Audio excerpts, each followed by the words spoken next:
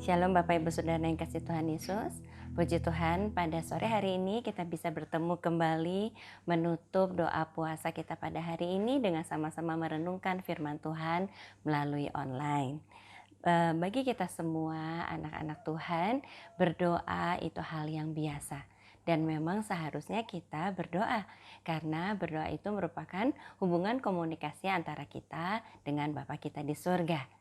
Pada saat ini khususnya ketika kita semua menerima kenyataan bahwa pandemi di negara kita Indonesia ini masih terus berlangsung dan agak meningkat akhir-akhir ini, maka kita memang mengalami hal-hal kesulitan-kesulitan baru yang memang akibat dari pandemi ini.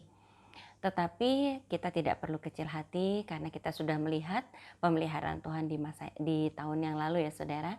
Lalu karena itu saya mengajak Bapak Ibu sekalian untuk kita makin mendekatkan diri kepada Tuhan dengan meningkatkan kualitas doa kita.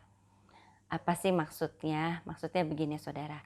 Bagi saudara yang sudah terbiasa untuk berdoa rutin, kita tingkatkan. Misalnya, adakan waktu-waktu khusus untuk kita berdoa kepada Tuhan. Entah kita memanjatkan pergumulan khusus kita, atau hanya sekedar mengucap syukur, tapi kita berdoa kepada Tuhan. Nah, mengadakan waktu khusus untuk berdoa kepada Tuhan. Kemudian bagi saudara yang belum pernah berdoa sambil berpuasa, mari kita coba untuk berdoa sambil berpuasa. Mungkin dimulai dari beberapa hari saja ketika saudara ingin bergumul tentang sesuatu, sehingga saudara mungkin ambil waktu 3 hari untuk berdoa sambil berpuasa. Tetapi lebih lanjut daripada itu, mari kita juga meningkatkan rutinitas kita dengan mengadakan doa puasa secara rutin setiap minggu di hari tertentu. Doa sambil berpuasa ini penting saudara. Karena begini, ketika kita berpuasa, sadar atau tidak sadar ya, kita akan mengalami lapar. Pada waktu kita lapar, kita tahu, oh kita lagi berpuasa nih, disadarkan. Tapi kelaparan ini tidak bisa kita atasi sekarang karena belum jam buka. Di situ kita belajar untuk mengatasi atau menguasai rasa lapar kita, menahan hawa nafsu makan akibat lapar. Di situ juga kita diingatkan, oh kita lagi berpuasa.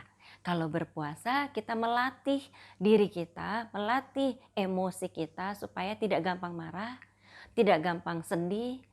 Artinya kita melatih emosi kita. Dan pada hari itu pasti saya percaya setiap kita masih saja ya mengalami ada satu masalah kecil mungkin. Di situ kita diperhadapkan untuk menguasai masalah itu. Jangan sampai karena masalah kecil itu kita marah-marah, kita sedih sekali, lalu puasa kita batal. Jadi puasa sambil berdoa itu sangat penting untuk mengatasi atau melatih diri mengubah karakter kita. Lama-lama karakter kita yang buruk bisa kita ubah.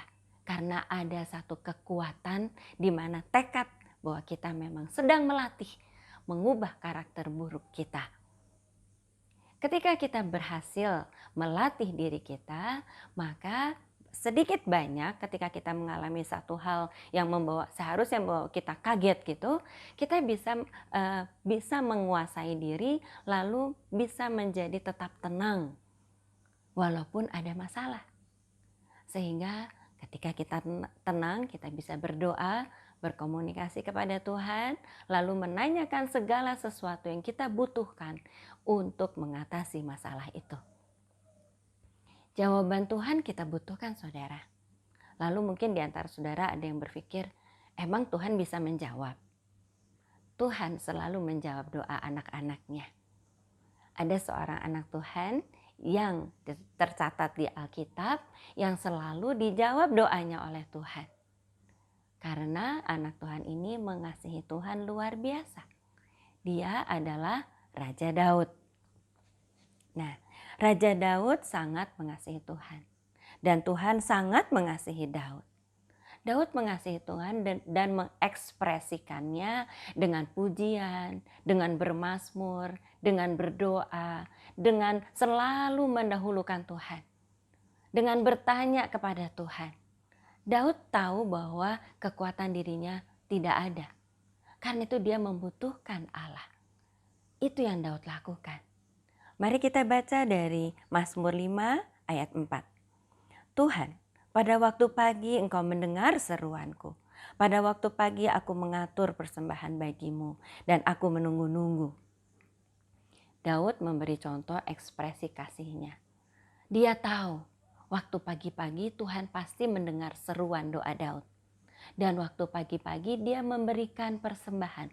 Mengatur persembahan itu artinya ada dua hal. Ya, mengatur persembahan itu sebagai bukti kita mengucap syukur di pagi hari itu, maka Daud memberikan persembahannya.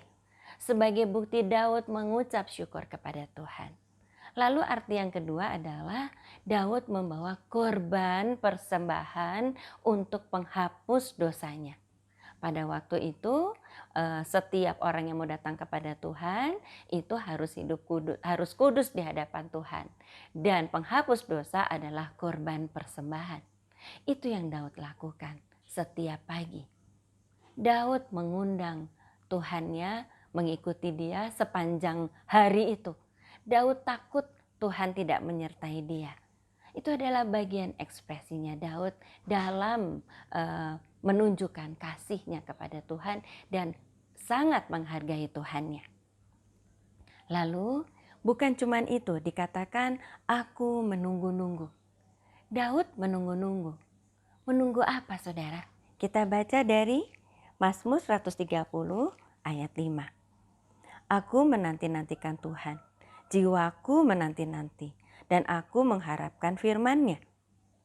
Kata aku menanti-nantikan Tuhan itu sama seperti aku menunggu-nunggu.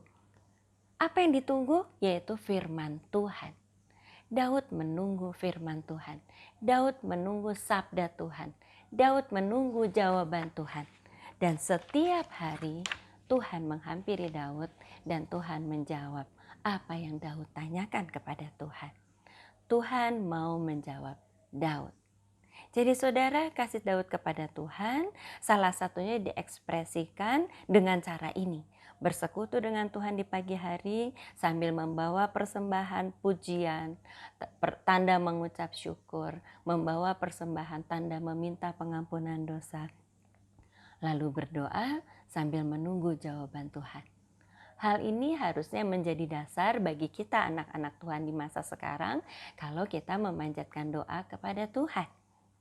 Nah, seharusnya kita dengan kerinduan, dengan kasih kita kepada Tuhan setiap pagi dan setiap hari, bukan cuma sesekali, itu datang kepada Tuhan. Setelah itu, kita datang kepada Tuhan dengan kekudusan hidup.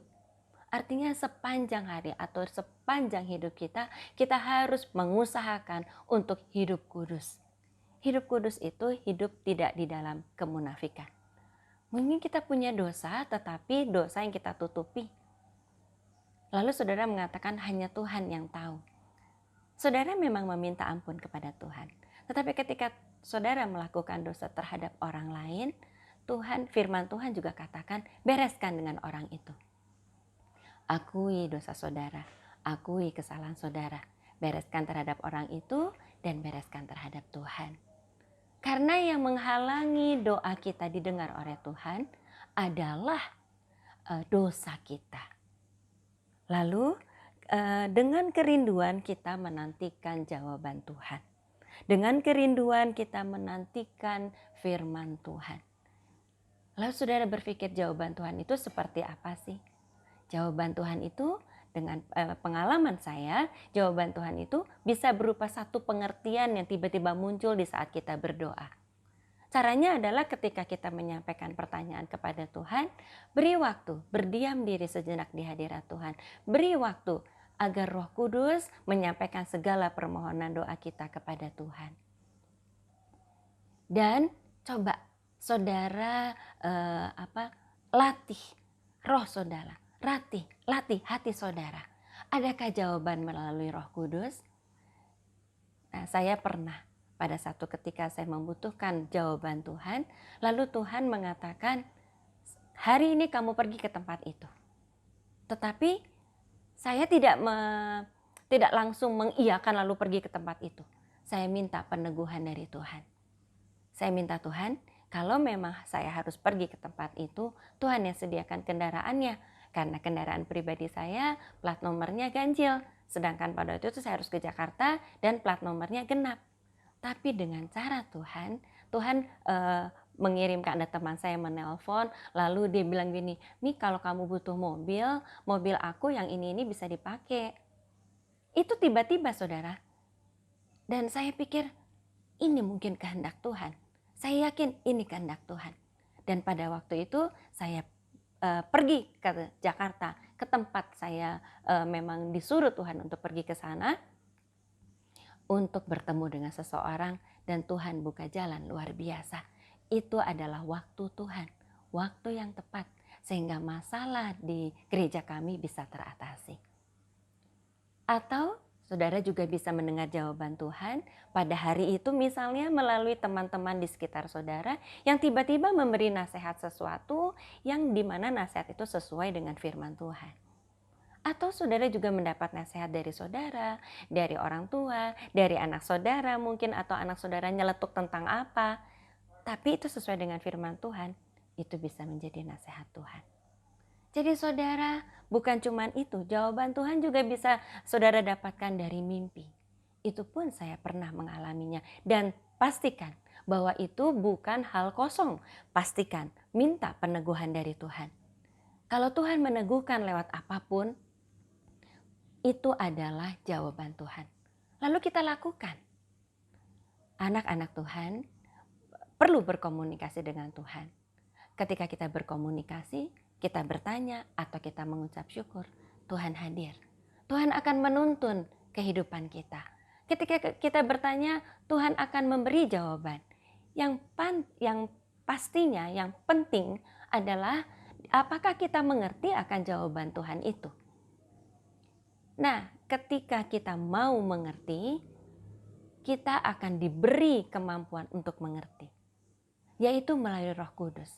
Ketika kita percaya kepada Tuhan Yesus, bahwa Yesus Kristus adalah Tuhan dan Juru Selamat kita, otomatis kita mendapat Roh Kudus.